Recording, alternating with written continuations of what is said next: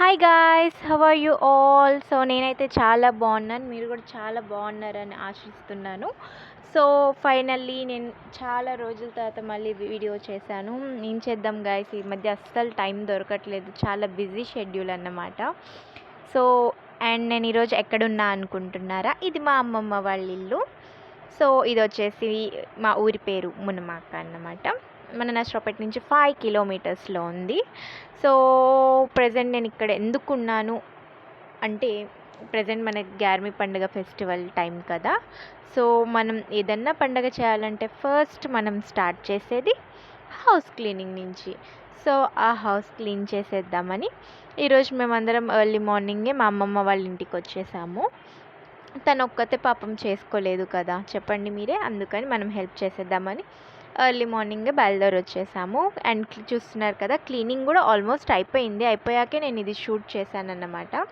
And ఆ ఫోటోలో చూస్తున్నారు కదా, తను మా తాతయ్య గారు. సో అండ్ నెక్స్ట్ వచ్చేసి చూస్తున్నారు, ఇది వచ్చేసి హాల్. అండ్ నెక్స్ట్ మనం చూడబోతున్నాం మా అమ్మమ్మ వాళ్ళ కిచెన్ రూమ్.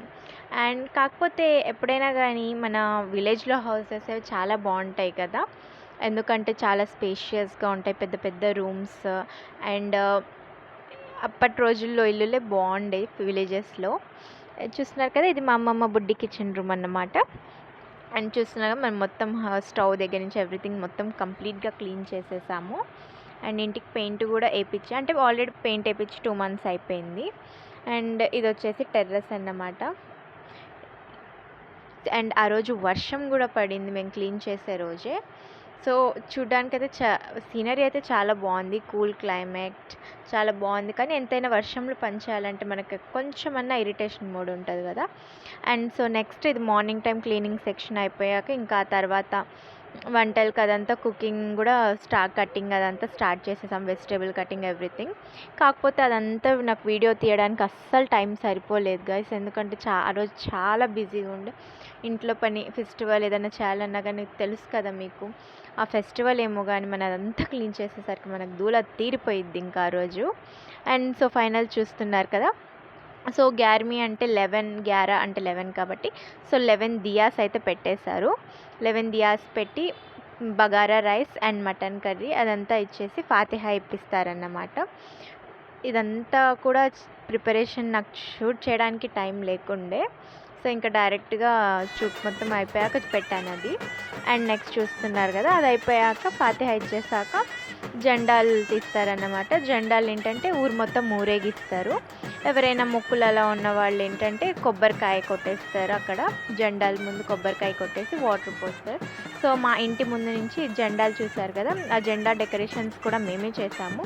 ఆ డెకరేషన్ చేసే వీడియో కూడా నా దగ్గర క్లిప్ మిస్ అయిపోయింది, షూట్ చేశాను కానీ ఆ క్లిప్ మిస్ అయిపోయింది నా దగ్గర. సో అదంతా జెండా చెట్టు దగ్గర నుంచి కర్రలు తెచ్చి వాష్ చేసి అదంతా డెకరేషన్ చేస్తారు. సో అది అయిపోయాక చూస్తున్నారు కదా, మా మామయ్య అత్తయ్య ఇంటి కోడళ్ళు వాళ్ళే కాబట్టి మా అమ్మమ్మ మొక్కు ఇది. మా ఇంటి కోడళ్ళు వాళ్ళే కాబట్టి ఫస్ట్ ఇంటి కోడలే చేయాలి అది. సో వాటర్ అదంతా వేసేసారు స్టార్ట్ అయ్యే ముందు.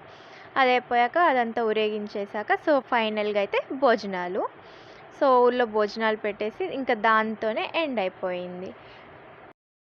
ఇదంతా కంప్లీట్ అయ్యేలోపు గైస్ ఆ రోజు 3 o'clock అయ్యింది.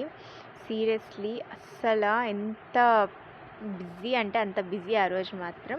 సో ఎలా అయినా దొరికిన టైంలో అలా అలా కొంచెం కొంచెం అయితే షూట్ చేసేసి మీకోసం పెట్టేశాను.